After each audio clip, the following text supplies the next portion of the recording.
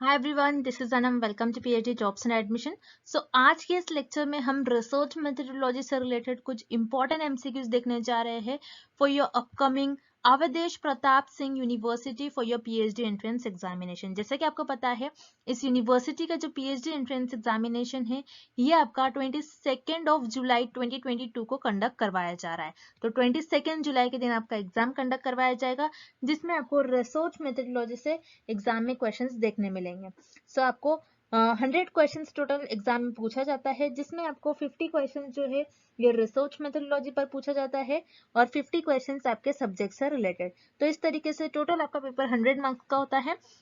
तो आपको एग्जामिनेशन को क्वालिफाइड करने के लिए मिनिमम 50% मार्क्स स्कोर करना है, यानी मिनिमम आपको 50 एमसीक्यूज एग्जाम में मार्क कर कराना है। यानी आप सिर्फ रिसर्च मेथडोलॉजी की भी अच्छी तरीके से प्रिपरेशंस कर लो यहाँ पर, तो आप इजीली इस यूनिवर्सिटी के पीएचडी एंट्रेंस एग्जामिनेशन को आप क्रैक कर पाओगे। जैसे कि मैंने आपको बताया, हमारे इस लेक्चर्स में हम आपको रिसर्च मेथडोलॉजी के जो इम्पोर्टेंट क्वेश्चन है, जो इम्पोर्टेंट क्वेश्चन जो जनरली पीएचडी एंट्रेंस एग्जामिनेशन में पूछे जाते हैं, वो सारे क्वेश्चन हम आपको लेक्चर सीरीज से सॉल्व करवाने की कोशिश करते हैं। लेकिन हमारे इस कंटेंट में आपको सारा डिटेल में सारा हम आपको गाइड करते हैं, इंस्ट्रक्शंस हम आपको देते हैं, आपको फॉलो करने हैं वो सारे इंस्ट्रक्शंस। आपको किस तरीके से हमारे कंटेंट का यूज करना है, किस तरीके से आपको टाइम यूटिलाइज करना है, किस तरीके से हमारे इस कंटेंट से आपको क्वेश्चंस पूछे जाने के चांसेस है, ये सारा हम आपको हमारे कोर्स के थ्रू बताते हैं। जैसे कि आप स्क्रीन पर देख रहे हो, वीडियो लेक्चर्स आपको देखने मिलेंगे, नोट्स, मॉक टेस्ट और 1500 प्लस प्रैक्टिस एमसीक्यूज पीडीएफ, जो कि हमारा एक रिवीजन का काम करती है ये पीडीएफ। तो हमारे इस कंटेंट से आपको एग्जाम में डायरेक्टली 40 से 45 क्वेश्चंस हमारे इसी कंटेंट से पूछे जाएंगे। तो जैसे कि 100% गारंटी के साथ हमारा ये कंटेंट होता है, 100% एश्योरिटी के साथ हम आपको कंटेंट प्रोवाइड करते हैं। सो हमारे स्क्रीन पर जो दिए गए कंटेंट है, अगर आपको इसको एक्सेस करना है तो एक्सेस करने के लिए स्क्रीन पर ये जो नंबर नजर आ रहा है, इस नंबर पर आपको व्हाट्सएप के थ्रू ही हमें कांटेक्ट करना है। याद रखना है आपको, सिर्फ और सिर्फ व्हाट्सएप के थ्रू हमें कांटेक्ट करना है। नॉर्मल कॉल इस नंबर पर नहीं लगेगा, आपको व्हाट्सएप के थ्रू ही हमें कांटेक्ट करना है। और आप हमारे ऐप के थ्रू, जो कि ग्लोबल ऑनलाइन ऐप है, इस ऐप के थ्रू स्टडी मटेरियल को एक्सेस कर सकते हो आप। सो ऐप को एक्सेस करने के लिंक मैंने आपके साथ description box as well as comment section में भी प्रोवाइड कर रखी है, जिससे कि आप 1 क्लिक में ही उस लिंक से रिसर्च मेथडोलॉजी के कंटेंट को आप एक्सेस कर पाओगे। So that's it. ज्यादा टाइम वेस्ट नहीं करते हुए आज के इस सेशन को हम स्टार्ट करते हैं। So let's begin with this session. तो एक बार ये एमसीक्यू स्टार्ट करने से पहले मैं आपको अच्छे तरीके से हमारे कंटेंट जो हम आपको प्रोवाइड करते हैं, जो स्टडी मटेरियल हम आपको प्रोवाइड करते हैं, उसके बारे में एक बार मैं आपको फटाक से बता दूं कि हमारे इस कोर्स में हम आपको video lectures, mock test, notes provide करते हैं और 1500 प्लस एमसीक्यूज रिविजन पीडीएफ। ये सारा जो कंटेंट आप देख रहे हो स्क्रीन पर, ये आपको एक ही जगह मिलेगा। कई स्टूडेंट्स क्या करते हैं, इंटरनेट से स्टडी मटेरियल रिफर करते हैं। सो इंटरनेट पे जो लैंग्वेज यूज करी जाती है, बहुत डिफिकल्ट लैंग्वेज यूज करी जाती है, जिससे कि आपको समझ नहीं आता है क्या लिखा हुआ है, किस तरीके से ये जो कंटेंट है आपको किस तरीके से रीड करना है, कितना कंटेंट आपको फॉलो करना है। क्योंकि हम हमारे कोर्स में आपको बताते हैं आपको कितना स्टडी मटेरियल यूज करना है। बहुत ज्यादा भी नहीं आपको पढ़ना है, बहुत कम भी नहीं, आप जितना सफिशिएंट है आपके स्टडी के लिए उतना आपको पढ़ना है। सो हमारे कोर्स में हम आपको गाइड करते रहते हैं कि किस तरीके से आपको किस टॉपिक पर ज्यादा फोकस रहना है, कहाँ से ज्यादा क्वेश्चंस आपको पूछे जा सकते हैं। ये सारी चीजें हमारे कोर्स में हम आपको बताते हैं। सो हमारे ये जो कोर्स है, हम आपको गारंटी के साथ कहते हैं कि हमारे इसी कोर्स से आपको एग्जाम में 30 से 35 क्वेश्चन डायरेक्टली पूछे जाएंगे। तो जल्द से जल्द आपको कोर्स को परचेस करना है। परचेस करने के लिए स्क्रीन पर ये जो नंबर नजर आ रहा है, इस पर व्हाट्सएप के थ्रू हमें कॉन्टैक्ट करना है। याद रखिएगा, नॉर्मल कॉल इस नंबर पर नहीं लगेगा और आप हमारे इस ऐप के थ्रू भी स्टडी मटेरियल को एक्सेस कर सकते हो। सो ऐप को एक्सेस करने के लिंक मैंने आपके साथ डिस्क्रिप्शन बॉक्स में प्रोवाइड कर रखी है। So that's it and let's begin with the MCQs. पहला प्रश्न, एक सेट स्कोर का माध्य 50 है और मानक विचलन 10 है। यदि प्रत्येक छात्र के स्कोर को दुगना कर दिया जाए तो नया माध्य क्या होगा? The mean of a set scores is 50 and standard deviation is 10. If the score of each student is double, the new median will be. So इस प्रश्न में जैसे कि आप देख रहे हो, हमें कुछ छात्रा है, कुछ छात्रा के कुछ स्कोर्स है। सो उनका जो स्कोर है उनका हमें मीन दिया गया है, यानी उसका हमें माध्यक दिया गया है जो कि 50 है, जो कि 50 है। अब और हमें कुछ इंफॉर्मेशन दी गई है जो कि है स्टैंडर्ड डिविएशन। स्टैंडर्ड डिविएशन जिसे हम कहते हैं मानक विचलन, ये दिया गया है 10। सो स्टैंडर्ड डिविएशन क्या होता है कि आपका डेटा कैसे स्प्रेड आउट है, ओके, स्टैंडर्ड डिविएशन क्या बताता है, डेटा किस तरीके से स्प्रेड आउट है, और मीन बताता है आपके डेटा की average value. Okay, average value बताता है आपके मीन के। ज्यादातर स्टूडेंट्स को मान लीजिए 50 मार्क्स, ज्यादातर स्टूडेंट्स का जो स्कोर होगा, ज्यादातर छात्राओं का जो स्कोर होगा वो 50 होगा, इसलिए इस जो डेटा है, सेट स्कोर्स है, उनका हमें मीन क्या आ जा रहा है 50। अब हमें इस केस में पूछा गया है कि जो छात्राओं के स्कोर्स है उससे अगर हम दुगना कर दे तो उस केस में हमारा जो नया जो हमारा मीडियन होगा वो क्या होगा, नया माध्यक क्या होगा, क्योंकि हमें यहाँ पर मीन दिया गया है, माध्य दिया गया है और मानक विचलन दिया गया है, मतलब स्टैंडर्ड डिविएशन दिया गया है, और हमें मीडियन पूछ रहा है। मीडियन क्या होता है पहले तो आपको ये पता होना चाहिए इस प्रश्न को सॉल्व करने से पहले। मीडियन मतलब आपका जो भी डेटा होता है उस डेटा की सेंटर वैल्यू और मिडल वैल्यू को हम कहते हैं मीडियन। अब जैसे कि यहाँ पर आपको मीन दिया गया है यानी माध्य दिया गया है और स्टैंडर्ड डिविएशन दिया गया है, तो याद रखिएगा ये दोनों भी वैल्यू आपको सिर्फ और सिर्फ कंफ्यूज करने के लिए एग्जामिनर ने दिया है। इससे आपका इस क्वेश्चन से कोई लेना देना नहीं है, बस आपको थोड़ा कंफ्यूज करने के लिए उन्होंने आपको मीन और स्टैंडर्ड डिविएशन की वैल्यू दी है। अब क्वेश्चन जब हम सॉल्व करेंगे तो क्वेश्चन की तरफ हम बढ़ते हैं। इन्होंने कहा कि स्टूडेंट्स के जो स्कोर है यानी छात्रों के जो स्कोर है उसको दुगना कर दिया जाए। मतलब मान लीजिए हम सपोज करते हैं कि स्कोर जो हो गए स्टूडेंट्स के, जो आपके छात्राओं के जो प्रत्येक छात्राओं के जो स्कोर होंगे कुछ इस तरीके से होंगे 2, 4, 6, 8 एंड 10, ये मान लीजिए छात्राओं के स्कोर्स है। अब हमें प्रश्न में ही बोला जा रहा है कि छात्राओं के जो स्कोर्स है उसको हमें दुगना करना है, उसको हमें डबल करना है। डबल किस तरीके से करेंगे, हम डबल कर देंगे, ओके, दुगना कर देंगे, जितनी वैल्यू है उसको उसमें 2 उसको दुगना कर देंगे, 2 से मल्टीप्लाई कर देंगे। सो ये क्या हो जाएगा 4, ये हो जाएगा आपका 8, ये हो जाएगा 12, ये हो जाएगा आपका 16 एंड ये हो जाएगा आपका 20। ओके, आपने क्या करा, हर एक नंबर को आपने 2 से मल्टीप्लाई कर दिया। अब आपने दुगना कर दिया। अब दुगना करने के बाद आपका जो ये नया मीडियन होगा, मीडियन क्या हो रहा है, देखिए मीडियन के क्या होता है कि आपके डेटा की जो मिडिल वैल्यू है, जो सेंटर वैल्यू है, उसे हम कहते हैं मीडियन।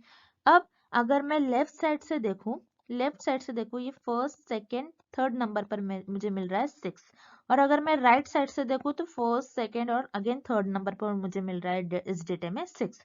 मतलब इस डेटा के जो मीडियन वैल्यू है वो है मेरी 6। ओके, मीडियन वैल्यू हमें पता चल गई जो कि है 6। अब जैसे कि हमने दुगना कर दिया हमारे ऑब्जर्वेशंस को, हमारे छात्राओं के स्कोर्स को हमने दुगना कर दिया। दुगना करने पर 6 का क्या हो जा रहा है, 6 हमारा जो डेटा है, सॉरी हमारा जो स्टूडेंट्स का जो स्कोर्स है, छात्राओं का जो स्कोर्स है वो क्या हो गया, डबल हो गया। किस तरीके से बढ़ गया, दुगना हो गया, जो था उसका दुगना हो गया, यानी मीन हमारा यहाँ पर 6 था तो 6 का हमने 6 का हमने डबल कर दिया, तो मीडियन भी हमारा क्या हो जाएगा यहाँ पर।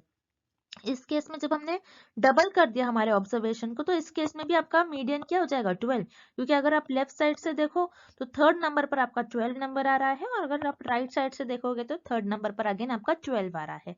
यानी अगर हमने हमारे जो हमें क्वेश्चन में दिया गया है कि छात्राओं के स्कोर्स को हमने दुगना कर दिया गया, मतलब छात्राओं के जो स्कोर्स है उसको हमने डबल कर दिया, तो उस केस में हमारा मीन भी किस तरीके से बढ़ेगा, वो भी दुगना ही होगा। तो आपका इस प्रश्न का सही उत्तर हो जाएगा विकल्प बी, इंक्रीज्ड बाय डबल, दुगने से बढ़ा।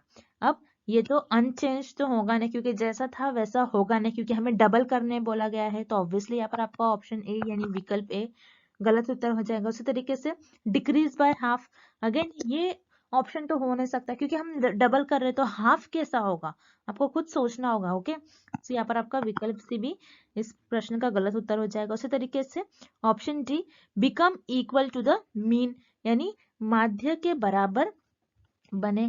तो ऐसा नहीं हो सकता है, मीडियन और मीन ये हो सकता है, लेकिन आप सोच सकते हो, लेकिन अगर हम डबल कर रहे हैं तो ये मीन के बराबर भी नहीं होगा। तो यहाँ पर आपका विकल्प डी भी इस प्रश्न का गलत उत्तर हो जाएगा, और इस प्रश्न का आपका सही उत्तर हो जाएगा विकल्प बी, इंक्रीज बाय डबल, दुगने से बड़ा।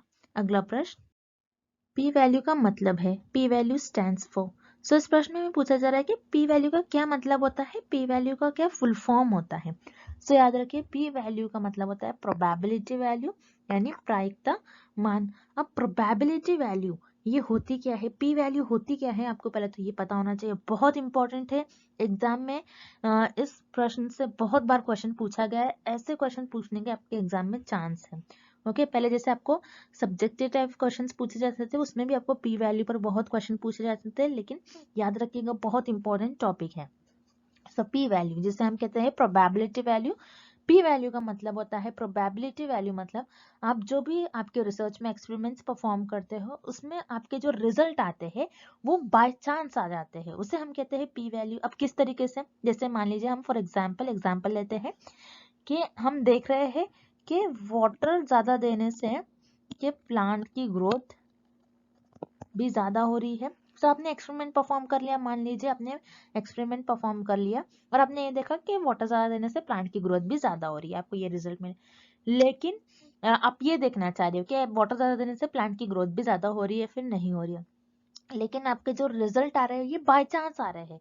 यानी ये बताता है कि आपका जो प्लांट की ग्रोथ हुई है ये आपके वाटर की वजह से तो नहीं हुई है, हो सकता है किसी और वेरिएबल की वजह से हो, तो उसे हम कहते हैं आपके जो रिजल्ट आ रहे हैं एक्सपेरिमेंट्स में वो बाय चांस आ रहे हैं, मतलब आपके जो इंडिपेंडेंट वेरिएबल है उसकी वजह से आपका डिपेंडेंट वेरिएबल पर इफेक्ट नहीं हुआ है, किसी और वेरिएबल की वजह से आपको कुछ रिजल्ट दिख रहा है। ओके हो सकता है कि सनलाइट की वजह से प्लांट की ग्रोथ हुई होगी, ओके ऐसा हो सकता है। सो इस केस में हम बोलेंगे आपके जो रिजल्ट आ रहे हैं ये बाय चांस आ रहे हैं। अब पी वैल्यू हम यूज क्यों करते हैं, पी वैल्यू का मतलब तो हमने जान लिया है। पी वैल्यू ये बताती है हमारा जो एक्सपेरिमेंट्स है उसमें जो हमारे रिजल्ट आते हैं ये बाय चांस आते हैं। अब हम देखेंगे पी वैल्यू का यूज क्यों होता है, क्यों हम यूज करते हैं। सो याद रखिएगा पी वैल्यू हम इसलिए यूज करते हैं क्योंकि हम टेस्ट करते हैं हमारी नल हाइपोथेसिस को। ओके नल हाइपोथेसिस को हम टेस्ट करने के लिए पी वैल्यू का यूज करते हैं।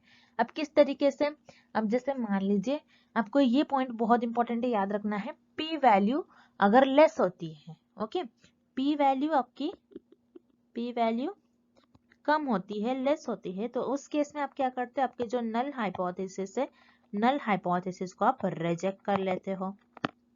ओके ये आपको याद रखना है, इंपॉर्टेंट स्टेटमेंट है। पी वैल्यू आपकी जब भी कम होती है, जितनी कम आपकी पी वैल्यू होगी उतना आप अभी क्या करोगे, नल हाइपोथेसिस को आप रिजेक्ट करते जाओगे।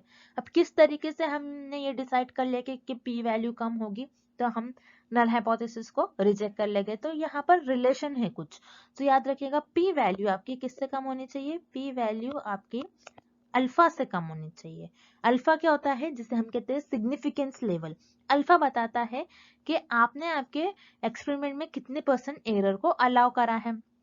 तो बेसिकली रिसर्चर्स जो होते हैं अल्फा की वैल्यू पहले से सेट कर लेते हैं जो कि 1% होती है या फिर 5%। अगर आपने मान लीजिए आपके रिसर्च में 5% आपने एरर अलाउ करा है, आप देखोगे कि हमने आप ऐसा बताओगे कि 5% हो सकता है कि एरर आ सकते हैं हमारे रिसर्च में। सो उस केस में आप क्या बोलोगे कि आपके जो रिजल्ट है वो 95% सही आना चाहिए। ओके क्योंकि आपने क्या करा, पहले से ही अल्फा वैल्यू आप डिसाइड कर लेते हो। अगर आपका जो एरर आप चाह रहे हो आपके एक्सपेरिमेंट में कितने परसेंट एरर आए, उससे आपका एरर कम आ जा रहा है, यानी आपकी जो पी वैल्यू आपका जो रिजल्ट आ रहा है उससे कम आ जा रहा है, तो उस केस में आप क्या करते हो, आपकी नल हाइपोथेसिस को आप रिजेक्ट कर लोगे। ओके अब नेक्स्ट केस, अगर पी वैल्यू आपकी पी वैल्यू क्या हो रही है आपकी अल्फा से ज्यादा आ रही है। ओके यानी आपने जितना एरर आपके एक्सपेरिमेंट्स में अलाउ करा था उससे ज्यादा आपको एरर देखने मिल रहा है, उससे ज्यादा आपको एरर देखने मिल रहा है, यानी आपके जो इंडिपेंडेंट वेरिएबल की वजह से आपके रिजल्ट नहीं आ रहे बल्कि कोई और वेरिएबल की वजह से आ रहे हैं, तो ये एरर ही हो गया, आपको पता नहीं चल रहा कि किसकी वजह से आ रहे हैं। ओके तो इस केस में आप क्या करते हो, आपकी जो नल हाइपोथेसिस है उसको आप एक्सेप्ट कर लेते हो। सो ये कुछ स्टेटमेंट है आपको याद रखना है। पहला मैंने आपको बताया कि पी वैल्यू जिसका फुल फॉर्म होता है probability value. Then next probability value का मतलब क्या होता है, प्रोबेबिलिटी वैल्यू मतलब आपके जो आपने एक्सपेरिमेंट्स परफॉर्म किए उसमें जो आपके रिजल्ट आ रहे हैं ये बाय चांस आ रहे हैं। ओके बाय चांस आ रहे हैं यानी आपके इंडिपेंडेंट वेरिएबल की वजह से रिजल्ट नहीं आ रहे, हो सकता है किसी और वेरिएबल की वजह से आपके रिजल्ट आ रहे हो, तो ये होता है आपका प्रोबेबिलिटी वैल्यू। अब पी वैल्यू यानी प्रोबेबिलिटी वैल्यू को किस लिए यूज करा जाता है, क्योंकि याद रखिए पी वैल्यू को हम इसलिए यूज करते हैं ताकि हम हमारी नल हाइपोथेसिस को टेस्ट करें और ये बताए कि हम उसे एक्सेप्ट करने वाले या फिर हम रिजेक्ट करने वाले। सो याद रखिएगा जितनी कम आपकी पी वैल्यू होगी उतना आप आपकी नल हाइपोथेसिस को रिजेक्ट कर लोगे। और आपकी पी वैल्यू आपकी अल्फा से कम है। अल्फा क्या होता है, सिग्निफिकेंस लेवल, यानी यहाँ पर रिसर्चर बता देते हैं कि हम हमारे एक्सपेरिमेंट्स में इतने परसेंट एरर अलाउ करेंगे, कि इतने परसेंट एरर आ सकते हैं एक्सपेरिमेंट में। सो ये होता है आपका अल्फा, जिसे हम कहते हैं सिग्निफिकेंस लेवल। अगर आपकी पी वैल्यू अल्फा से कम होगी तो उस केस में आप आपकी नल हाइपोथेसिस को रिजेक्ट कर लोगे। और अगर आपकी पी वैल्यू अल्फा से ज्यादा होगी, यानी आपके जो एरर्स है अपने जितने अलाउ करे थे उससे ज्यादा आपको एरर मिल रहा है, तो उस केस में आप क्या करोगे, आपकी नल हाइपोथेसिस को एक्सेप्ट कर लोगे। तो ये होता है आपका पी वैल्यू, जिसे हम कहते हैं प्रोबेबिलिटी वैल्यू। सो इस प्रश्न का आपका सही उत्तर हो जाएगा विकल्प ए। अगला प्रश्न, match table A with most appropriate options in table B. Table A को टेबल बी में सबसे उपयुक्त विकल्पों को साथ सम्मिलित कीजिए। इस प्रश्न में हमें ये पता लगाना है कि हमें टेबल ए गिवन है और टेबल बी दिया गया है।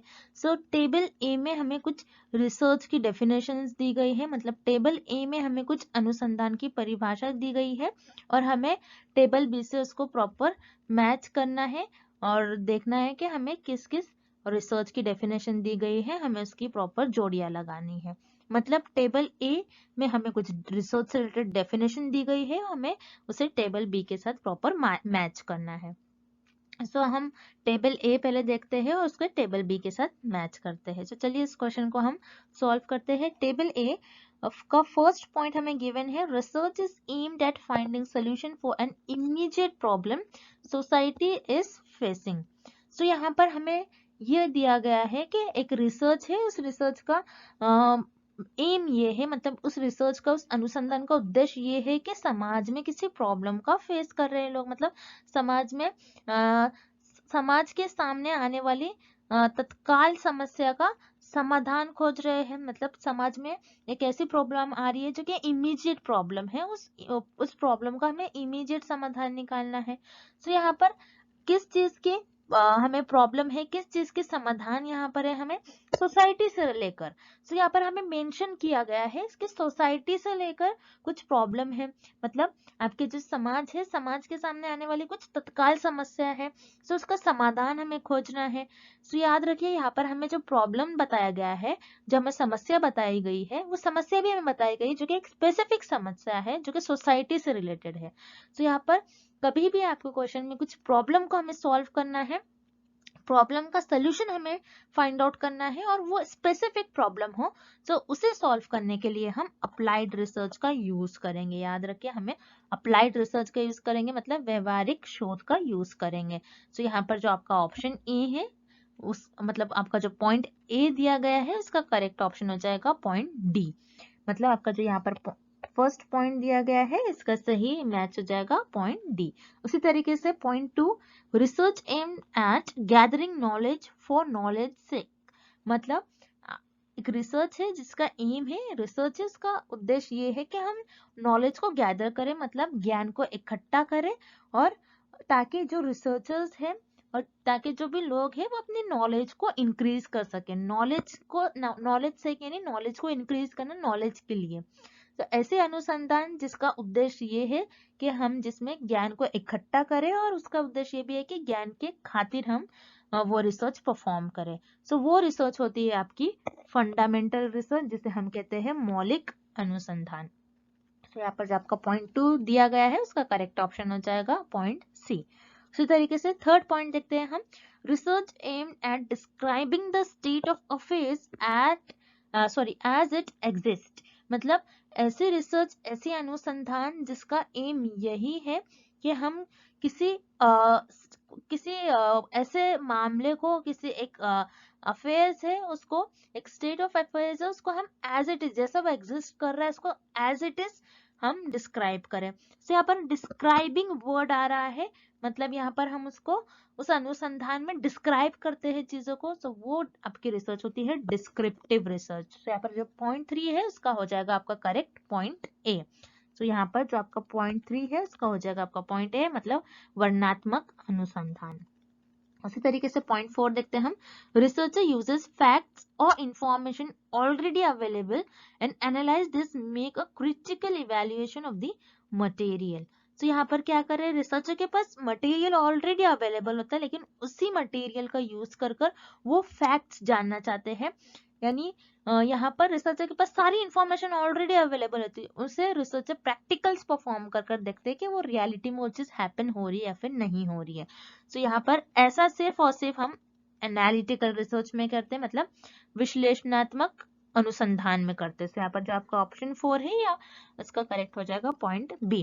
तो याद रखिए एनालिटिकल रिसर्च ये एनालिटिकल केमिस्ट्री में ज्यादा करके यूज की जाती है, जिसमें आपके पास थ्योरी मतलब आपके पास इंफॉर्मेशन अवेलेबल होती है, लेकिन आप क्या करते हो उसमें एक्सपेरिमेंट्स परफॉर्म करते हो, एक्सपेरिमेंट परफॉर्म करके देखते हो कि वो चीज टेस्ट जो हम कर रहे हैं वो रियलिटी में वैसा एग्जिस्ट हो रहा है या फिर नहीं हो रहा है। तो यहाँ पर हमने सारे ऑप्शंस, सारे पॉइंट जो दिए गए थे उनका सारे करेक्ट डेफिनेशन मार्क कर दिए कि कौन से रिसर्च की कौन सी डेफिनेशन है। सो ये ऑर्डर अगर आप देखते हो तो हमें ऑप्शन बी में गिवन है, इसलिए इस क्वेश्चन का आपका राइट ऑप्शन हो जाएगा ऑप्शन बी, विकल्प बी इस प्रश्न का सही उत्तर हो जाएगा। अगला प्रश्न, एक शोध अध्ययन में चुने गए 4 में से एक छात्र के माता पिता का व्यवसाय जैसे व्यापार, खेती, सेवा यदि ये था, ये किस स्तर का माप है? In a research study, one of the variables selected was students' parents' occupation such as business, farming, service, etc. What level of measurement is this? So इस प्रश्न में पूछा जा रहा है, एक स्टूडेंट है, एक छात्र है, उनके माता पिता का कुछ ऑक्यूपेशन है और जैसे उनको ऑक्यूपेशन बिजनेस, फार्मिंग, सर्विस ये ऑक्यूपेशन था। अब ये जो सारे ऑक्यूपेशन है, इस ऑक्यूपेशन को मेजर करने के लिए आप किस स्केल ऑफ मेजरमेंट का यूज करोगे? जैसे कि आप देख रहे हो यहाँ पर हमारे जो स्केल ऑफ मेजरमेंट्स होते हैं इनमें 4 टाइप्स होते हैं, जिनको हम कहते हैं nominal, ordinal, interval and ratio, यानी नाममात्र, क्रमवाचक, अंतराल एंड अनुपात। तो ये स्केल ऑफ मेजरमेंट बहुत इंपॉर्टेंट होते हैं एग्जाम में। इस टॉपिक से कंपलसरी आपको 1 और 2 क्वेश्चन देखने ही मिलेगा। सो आपको बहुत अच्छी तरीके से याद रखना है ये स्केल ऑफ मेजरमेंट को, कुछ आपको इस शॉर्ट फॉर्म से याद रखना है। नॉयर, N फॉर होता है nominal, O for ordinal, I for interval and R for ratio. अब हम इसे शॉर्ट में देख लेंगे कि ये चारों स्केल ऑफ मेजरमेंट होती क्या है, क्योंकि मैंने आपको नोट्स में बहुत अच्छी तरीके से समझाया इसको, और जो मेरे वीडियो लेक्चर्स है उसमें मैंने बहुत डीप में आपको समझाया है। तो मैं बताऊंगी आपको, जो भी मेरे बैच के स्टूडेंट्स हैं मैं उनसे कहूंगी कि आप उन वीडियो लेक्चर को और उस नोट्स के पार्ट को अच्छी तरीके से एक बार रीड कर लीजिए, तो आप कभी नहीं भूलोगे कि ये 4 स्केल ऑफ मेजरमेंट्स होते क्या है। अब जैसे हम देखते हैं नॉमिनल। नॉमिनल क्या होता है, जिसमें हमारे पास जो भी डेटा होता है हम उसे कैरेक्टरिस्टिक्स के बेसिस पर डिवाइड कर देते हैं। ऑर्डिनल, ऑर्डिनल में क्या होता है, सेम नॉमिनल की ही कैरेक्टरिस्टिक्स होती है, और ऑर्डिनल में आपके पास जो भी डेटा होता है आप उसको एक रैंक देते हो, आप ऑर्डर देते हो। इंटरवल में आप ऑर्डिनल के सारे कैरेक्टरिस्टिक्स मेजर फॉलो करते हो, लेकिन इंटरवल में आपका जो नंबर्स होते हैं आप उनको एक इक्वल अरेंजमेंट में और इक्वल इंटरवल्स में अरेंज करते हो, और इंटरवल में आपका जो 0 होता है ये आर्बिट्री होता है आपका। उसी तरीके से रेशो, रेशो में इंटरवल के सारे कैरेक्टरिस्टिक्स प्रेजेंट होते हैं, लेकिन रेशो में आपके 0 का कुछ ना कुछ मीनिंग होता है। सो ये होते हैं आपके 4 level of measurement, 4 scale of measurement, बहुत इंपॉर्टेंट है। अब हमें इस क्वेश्चन में, इस प्रश्न में पूछा जा रहा है कि एक छात्र है, उनके माता पिता का कुछ ऑक्यूपेशन है, कुछ इस तरीके से कि वो बिजनेस करते हैं, फार्मिंग या फिर सर्विस कर रहे थे, यानी व्यापार कर रहे थे, खेती कर रहे थे। सो ये जो उनके बिजनेस ऑक्यूपेशन है, इनको मेजर करने के लिए आप कौन से स्केल ऑफ मेजरमेंट का यूज करोगे? सो यहाँ पर जैसे कि यहाँ पर हम देख रहे हैं, बस उनको ऑक्यूपेशन है, उनकी कैरेक्टरिस्टिक्स के बेसिस पर डिवाइड करा गया है उनके ऑक्यूपेशन को। ओके, एक छात्र होंगे, उनके माता पिता फार्मिंग होंगे, तो आप क्या करोगे, उन छात्रों का ग्रुप बना लोगे। एक छात्र है जिनके माता पिता का बिजनेस है, व्यापार है, आप उनको एक ग्रुप में बना लोगे, तो आप इस तरीके से ग्रुपिंग करते हो, यानी सेम कैरेक्टरिस्टिक्स के लोगों को आप कैटेगराइज कर रहे हो। तो आप ऐसा किस स्केल ऑफ मेजरमेंट में करते हो और किस स्तर के माप में करते हो? नॉमिनल में, जिसे हम कहते हैं नाम मात्र।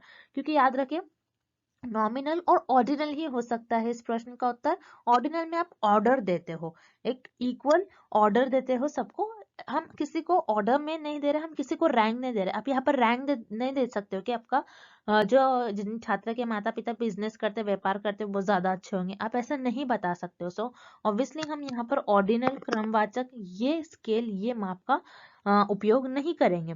और रह गई बात आपके इंटरवल और रेशो की, यानी अंतराल और अनुपात की। सो याद रखिए, इंटरवल और रेशो हम जब हमारे पास ऐसा डेटा हो जिसमें नंबर्स हो, तो उस केस में हम इंटरवल और रेशो का ज्यादातर यूज करते हैं। सो यहाँ पर आपका विकल्प सी और डी, ये दो भी दोनों आपके गलत उत्तर हो जाएंगे, और इस प्रश्न का आपका सही उत्तर हो जाएगा विकल्प ए, नॉमिनल यानी नाम मात्र। अगला प्रश्न, accepting null hypothesis when it is false is, निराकरणीय परिकल्पना को स्वीकारना जब ये गलत हो। इस क्वेश्चन में हमें फाइंड आउट करना है कि आपने क्या करा, आपके नल हाइपोथेसिस को एक्सेप्ट कर लिया, कब, जब ये फॉल्स थी। तो ये कौन सा एरर कहलाएगा, मतलब आपने जो आपकी जो निराकरणीय परिकल्पना है उसको स्वीकार लिया, कब, जब ये गलत थी। तो ये कौन सा त्रुटि कहलाएगी, मतलब ये कौन सा एरर होगा, हमें ये फाइंड आउट करना है। सो याद रखिएगा, this is very important table, आपको ये टेबल को याद रखना है। सो याद रखिएगा, आप आपके रिसर्च में आप हमेशा नल हाइपोथेसिस को टेस्ट करते हो। तो नल हाइपोथेसिस को टेस्ट करने में आपसे कुछ मिस्टेक्स हो जाती है, उसी को हम कहते हैं एरर्स, और जिसे हम त्रुटि कहते हैं। तो आप नल हाइपोथेसिस को एक्सेप्ट करते हो या फिर रिजेक्ट कर लेते हो। तो जैसे कि एरर्स में आप क्या करते हो, कुछ मिस्टेक्स कर लेते हो। तो उन मिस्टेक्स को, उन एरर्स को हम इस टेबल के थ्रू पढ़ेंगे। जैसे यहाँ पर नल हाइपोथेसिस, आपकी जो नल हाइपोथेसिस है वो रियलिटी में, रियल में ट्रू है। आपकी नल हाइपोथेसिस ट्रू है, लेकिन आपने इसको क्या कर लिया, रिजेक्ट कर लिया। तो ये कौन सा एरर कहलाएगी, आपका टाइप 1 एरर, मतलब आपकी टाइप 1 त्रुटि। आपने क्या करा, नल हाइपोथेसिस ट्रू थी, फिर भी आपने इसको रिजेक्ट कर लिया। सो ये आपका हो जाएगा टाइप 1 एरर। और टाइप 2 एरर क्या होता है, आपकी नल हाइपोथेसिस फॉल्स होती है, मतलब आपकी जो निराकरण परिकल्पना होती है ये गलत होती है, फॉल्स होती है, फिर भी आपने इसको क्या करते हो, आप एक्सेप्ट कर लेते हो। आपने क्या किया, नल हाइपोथेसिस को एक्सेप्ट कर लिया, कब, जब ये गलत थी, मतलब जब ये फॉल्स थी। तो ये कौन सा एरर हो जाएगा, आपका टाइप 2 एरर हो जाएगा। उसी तरीके से इस क्वेश्चन में हमें पूछ रहा है कि आपने आपकी नल हाइपोथेसिस है उसको एक्सेप्ट कर लिया, कब, जब आपकी जो नल हाइपोथेसिस थी वो फॉल्स थी, मतलब आपकी जो निराकरण परिकल्पना है वो उसको आपने स्वीकार कर लिया। कब स्वीकार कर लिया, जब वो गलत थी। तो आप याद रखिएगा, जब भी आपकी नल हाइपोथेसिस को आप एक्सेप्ट करते हो, कब, जब आपकी नल हाइपोथेसिस फॉल्स होती है, तब ये हो जाएगा आपका टाइप 2 एरर। सो इस क्वेश्चन का आपका सही आंसर हो जाएगा टाइप 2 एरर, जिसे हम कहते हैं टाइप 2 त्रुटि। सो अगर आप आपकी जो नल हाइपोथेसिस उसको एक्सेप्ट कर रहे हो, कब, जब वो फॉल्स है, तो ये आपका टाइप 2 एरर होता है, मतलब कि जो निराकरणीय परिकल्पना है आप उसको स्वीकार ले रहे हो, कब, तब ये गलत हो, तो ये हो जाएगा आपका type 2 error. So type 1 error हमने जैसे देख लिया, टाइप 1 एरर कब अगर होता है, जब आपकी जो नल हाइपोथेसिस है ये ट्रू होती है, लेकिन आप उसको रिजेक्ट कर देते हो, तो ये हो जाता है आपका टाइप 1 एरर। सो यहाँ पर इस क्वेश्चन का ऑप्शन बी गलत आंसर हो जाएगा, ऑप्शन विकल्प भी आपका सही उत्तर नहीं होगा इस क्वेश्चन का। उसी तरीके से ऑप्शन सी आपको गिवन है सैम्पलिंग एरर। सैम्पलिंग एरर क्या होता है, difference between population parameter minus sample statistic, मतलब आपके पॉपुलेशन की आपके पास जो भी इंफॉर्मेशन होगी आप उसको पुट करोगे और माइनस करोगे, एंड देन आपको सैंपल से जो इंफॉर्मेशन मिल रही है आप वो करोगे, उनको माइनस करके आपको जो भी वैल्यू मिलेगी वो आपका हो जाएगा सैम्पलिंग एरर, जिसे हम कहते हैं त्रिदर्श त्रुटि। तो ये त्रिदर्श त्रुटि भी इस क्वेश्चन का सही उत्तर नहीं होगा, सही आंसर नहीं होगा। Then option D standard error, जिसे हम कहते हैं मानक त्रुटि।